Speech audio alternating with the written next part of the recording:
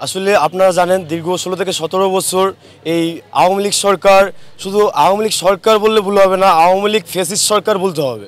তারা দীর্ঘ ১৬ থেকে ১৭ বছর শুধু সরকারই না, শুধু ব্যক্তিই না যে শেখ হাসিনা স্বৈর ফ্যাসিস্ট ছিল, তাদের সাঙ্গ ফাঙ্গ এবং তাদের সংগঠনে যারা সম্পৃক্ত ছিল তারা সবাই ফ্যাসিজম আকৃষ্ট ছিল। সেক্ষেত্রে তারা যদি আবার গণতন্ত্র মানে ফ্যাসিজম থেকে বেরিয়ে এসে হঠাৎ করে যে গণতন্ত্র গণতন্ত্র, এটা আমাদের কাছে একটা নতুন একটা মানে হাস্যকর মনে হয় যে নতুন একটা কিছু আবার ধ্বংসাত্মক কিছুর নমুনা বলে আমার কাছে মনে হচ্ছে। আজকে যে এই একটা বাংলাদেশ নতুন করে স্বাধীন হয়েছে, সেই স্বাধীনতাকে প্রবাহিত করতে চায় একদল কুচক্রীমহল দুষ্কৃতিকারী। তারা হচ্ছে গিয়ে স্বৈরাচারের প্রেতাত্মা, তারা হচ্ছে গিয়ে স্বৈরাচারের দোসর।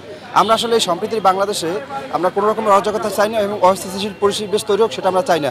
সেই জন্য আমাদের আওয়ামী লীগের পক্ষ থেকে যে কোনো কর্মসূচি যদি ঘোষণা করা হয়, তাদেরকে রাজপথে যদি থাকতে ঘোষণা দেওয়া হয়, সেক্ষেত্রে আমরা ওইটাকে প্রতিহত করবো। কারণ আমরা চাই শান্তি, আমরা চাই শৃঙ্খলা, সুশৃঙ্খলা বজায় রাখার জন্য তাদের সমস্ত স্বৈরাচারের কর্মসূচিগুলি আমরা রাজপথে থেকে প্রতিহত করব।